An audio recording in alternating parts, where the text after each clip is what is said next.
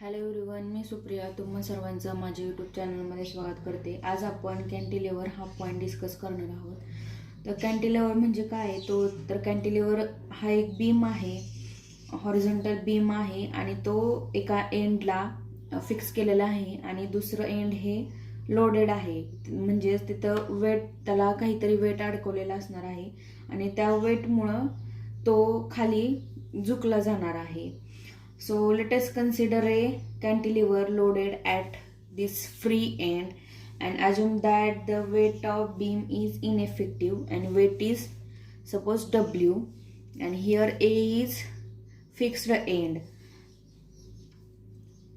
Now the loaded end is deflected and depressed to a position B. जेव्हा weight अडकवलेला असेल या free एंडला, तेव्हा हे लोडेड एंड डिफ्लेक्ट होणार आहे आणि तो वाकणार आहे, म्हणजे झुकणार आहे, डिप्रेस होणार आहे या पोझिशन बी डॅशला. आणि neutral axis takes a position A B dash. हा ए बी न्यूट्रल ॲक्सिस कोणती पोझिशन घेणार आहे तर ए बी डॅश ही पोझिशन घेणार आहे. Consider a section of a beam at a point P. Small area consider करायचा आहे P Q at a distance X from fixed end A. या एक डिस्टन्स एक्स पासून हा पॉइंट पी कन्सिडर केलेला आहे. आणि the moment of couple due to load W काय येणार आहे, moment of couple due to load W काय येणार आहे तर weight into P B dash, this into P B dash. तर पी बी डॅश काय आहे तर L-X आहे. या पूर्ण बीमची लेंथ काय तर L आहे आणि पी पर्यंतचे ए टू पी डिस्टन्स काय तर X आहे. म्हणजेच पी बी डॅश किंवा पी बी काय होणार आहे तर L-X होणार आहे. म्हणजेच W इंटू L-X असं आपलं moment of couple due to this load this weight W होणार आहे. तर बीम हा इक्विलिब्रियम कंडिशनला आहे, त्यामुळं bending couple is equal to restoring couple YIG upon R. मागील लेक्चरमध्ये आपण बेंडिंग कपल काढलेला आहे. आपला बेंडिंग कपल काय आहे तर YIG अपॉन. बेंडिंग कपल काय आहे YIG upon R. Here R is the radius of curvature of neutral axis at point P. त्यामुळं आपली कंडिशन काय आहे तर bending couple is equal to restoring couple. त्यामुळं हा bending couple is equal to हा रेस्टोरिंग कपल येणार आहे. त्यामुळे इक्वेशन काय येणार आहे तर WL-X is equal to YIG upon R. Therefore 1 upon R is equal to W into L-X. ही टर्म इकडे गेल्यावरती डिवाइड होणार आहे into YIG. This is equation 1. As we move towards the fixed end A, this end A, the moment of load increases. त्यामुळं radius of curvature he different असणार आहे at different point आणि decrease होणार आहे जोपर्यंत आपण पॉईंट ए कडे move होणार आहे. त्यामुळे consider a another point Q, this point Q which is very close to this point P at a distance dx. The radius of curvature of Q is practically same as that of P since dx is very small. त्यामुळं PQ is equal to काय होणार आहे, therefore PQ is equal to R d theta. R is radius of curvature, d theta is angle made by this radius of curvature is equal to dx. Therefore d theta is equal to काय होणार आहे dx upon R. आणि 1 upon R ची value काय आहे from equation what substitute value of 1 upon R W into L-X upon YIG into dx. This is equation 2. या P Q point P आणि Q पासून 2 टँजंट काढलेले आहेत. सी आणि डी ला व्हर्टिकल लाईननी एकत्र येतात किंवा मीट होतात, म्हणजेच तिथे एक अँगल्स तयार झालेला असतो आणि तो अँगल हा काय आहे तर म्हणजे कशाचे इक्वल असणार आहे तर अँगल बिटवीन दिस 2 टँजंट. त्यामुळं the depression of Q below P is equal to C D. Depression of this Q below P is equal to C D आणि ते डिस्टन्स काय आहे तर let it be D Y. त्यामुळं आपलं equation काय, त्या 2 टँजंटमुळं एक डिप्रेशन झालेलं आहे. क्यूचं डिप्रेशन हे पीच्या खालच्या कशाचे इक्वल असणार तर त्या सी डीचे इक्वल असणार आहे आणि तर काय डिस्टन्स त्याचं काय असणार आहे तर डी वाय असणार आहे. Therefore C D is equal to D Y is equal to L minus X D theta. C D is equal to D Y, C D मधलं distance D Y is equal to L minus X. हे distance कुठला आहे तर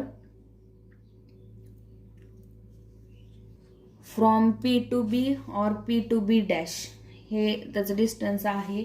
आणि theta हे D theta काय आहे तर angle subtended by P tangent P and Q. Therefore L minus X D theta is equal to काय होतं आपण काढलेलं W L minus Y G into D X. Equation लिहायचं आहे. ही या डी थिटाची व्हॅल्यू इथं पुट करायची आहे L minus X into W L minus X D X upon Y I G. Therefore C D काय आहे आपला तर D Y is equal to L minus X चा square into W D X upon Y I G. This is equation 3. Therefore total depression y is equal to B B dash. Total depression कसं होणार आहे तर कुठून होणार आहे तर point B to B dash. जेव्हा फ्री एंड बी हे लोडेड केलेलं आहे तेव्हा त्याचं depression B to B dash होणार आहे. आणि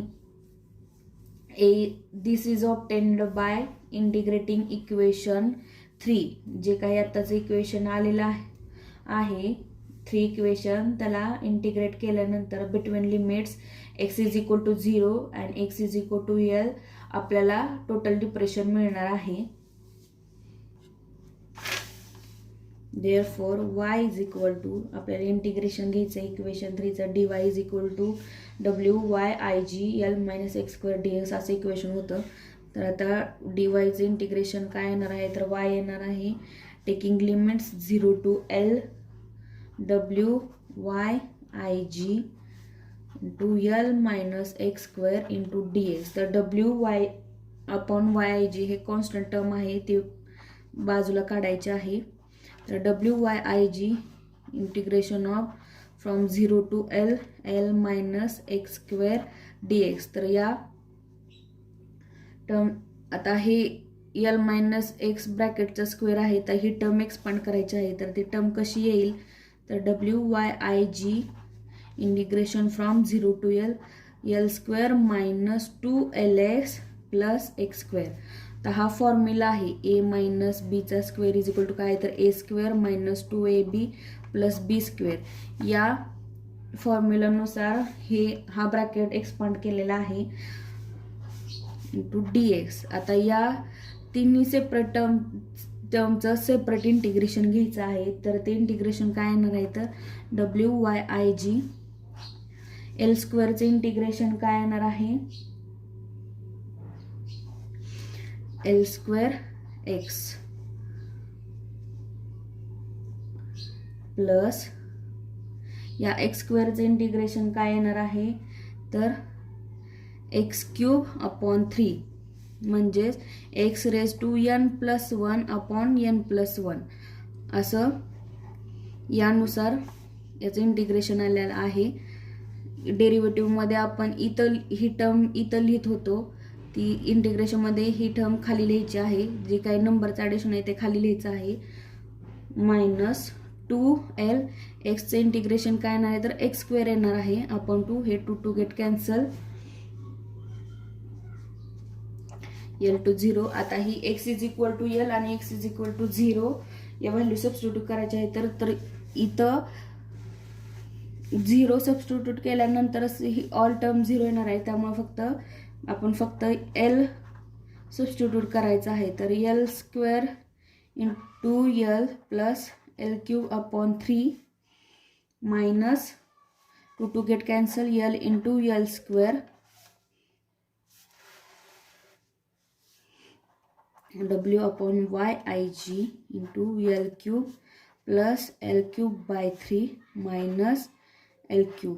आता हे minus L cube plus L cube cancel होणार आहे. तर आपलं टोटल डिप्रेशन किंवा फ्री एंडचं डिप्रेशन काय होणार आहे तर WL क्यूब YIG इंटू 3.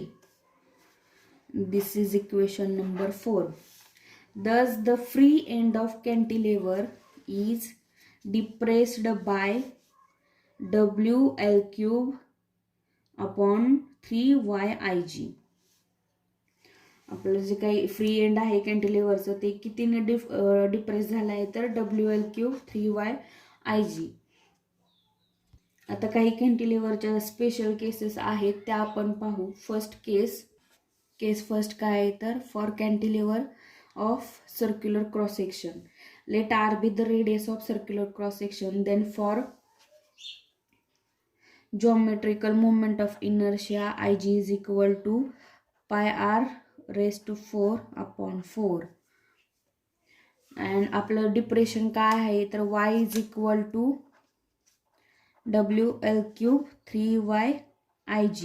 तर इथं या IG ची व्हॅल्यू पुट करायची. तर आपलं इक्वेशन काय येणार आहे तर WL क्यूब 3YIG ची व्हॅल्यू काय आहे तर पाय R रेस टू 4 अपॉन 4. तर हे 4 वरती जाणार आहे. तर काय आपले टर्म होणार आहे तर WL cube 3Y pi R raise to 4. and this is the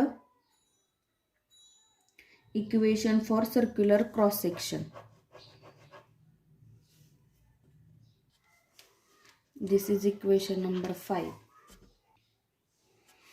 Second case आहे for cantilever of rectangular cross section. Let B be the breadth and D be the depth of rectangular bar.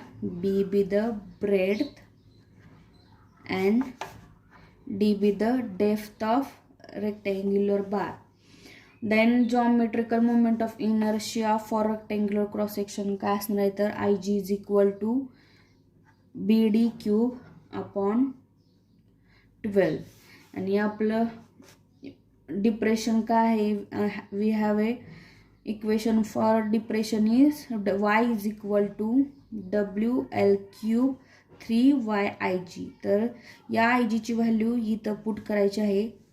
So WL cube 3Y BD cube upon 12. तर हे 12 वरती जाणार आहे. तर 12 WL cube 3Y BD cube. इथं 3 4 12.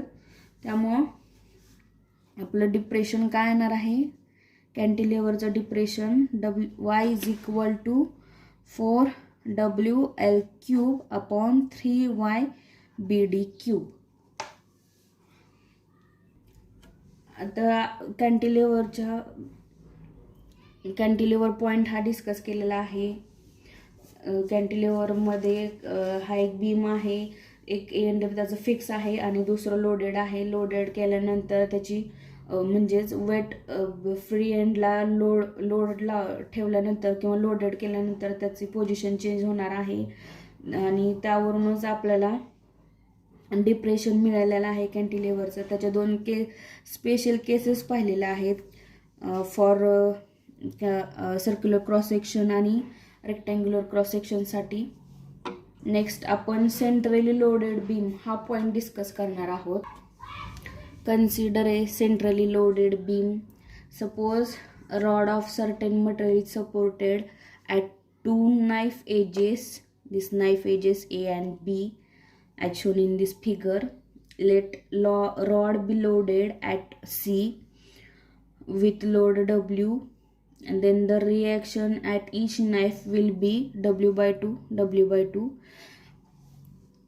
इथं एक loaded beam consider केलेला आहे, जो की सेंट्रली लोडेड आहे.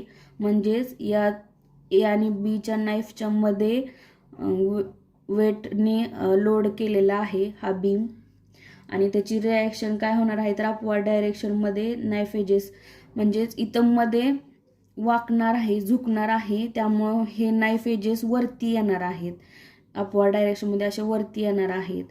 आता इथं आपण हा पेन बेंड केला सेंट्रली मीतून, तर हे टोक आणि हे टोक वरती येतंय आणि हे सेंट्रलला इथं लोड लावल्यामुळं हे खाली जातंय. प्रॅक्टिकली हा मिडल पार्ट हा हॉरिझॉन्टल आहे आणि considered as equal to 2 inverted cantilever fixed at C and loaded at A and B within load W/2 acting in upward डायरेक्शनमध्ये. म्हणजे इथं काय केलेलं आहे तर मिडल पार्ट हा प्रॅक्टिकली हॉरिझॉन्टल आहे आणि इट मे बी म्हणजे असं पण कन्सिडर केलं जाऊ शकतो की ए आणि बी पॉईंट हे लोडेड केलेले आहेत विथ लोड W/2, जे की अपवर्ड डायरेक्शनमध्ये ॲक्ट होतात. If L is the length of beam, या बीमची लेंथ L असेल, then the depression at point C काय होणार आहे तर Y is equal to W/2. Weight काय आहे W/2 आणि लेंथ काय आहे तर L/2. तर क्यूब आपलं डिप्रेशन काय होतं कॅन्टिलेव्हरचं WL³ 3Y/IG. 3YIG हे वेट W/2 टाकलेलं आहे, लेंथ L/2 टाकलेली आहे. इथं L/2 कसं आलं तर हा रॉड हॉरिझॉन्टली कन्सिडर केलेला आहे, त्यामुळं this is equal to 2 inverted cantilevers fixed at point A and B. त्यामुळं लेंथ ही हाफ होणार आहे. त्यामुळं depression at point C half याचा हाफ येणार आहे आणि याचा हाफ लेंथ ही हाफ येणार आहे. त्यामुळे लेंथ ही हाफ घेतलेली आहे. आता हे इक्वेशन सॉल्व करूया.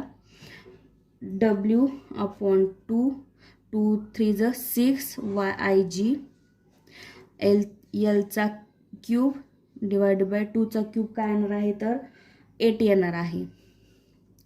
तर WL³ 6 × 8 काय होणार आहे तर 48YIG. This is equation 1 and this is the equation for a depression at point C for a centrally loaded beam.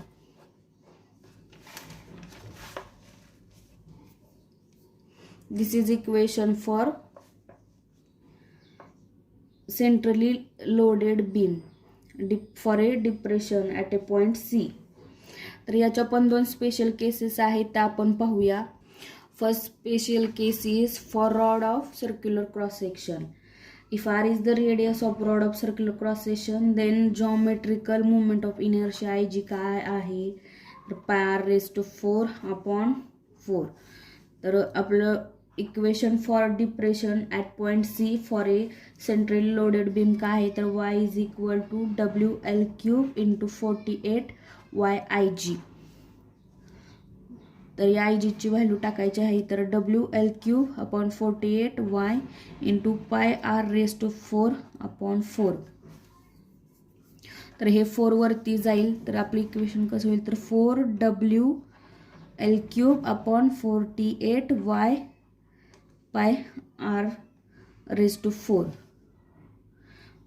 4 या 4ने याला या 4ने या 48ला भाग जाते तर आपलं इक्वेशन काय येणार आहे तर WL³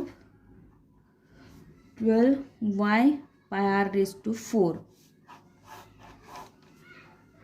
आणि सेकंड स्पेशल केस काय आहे तर for rod of rectangular cross section. If rod has b is breadth b and d is depth, then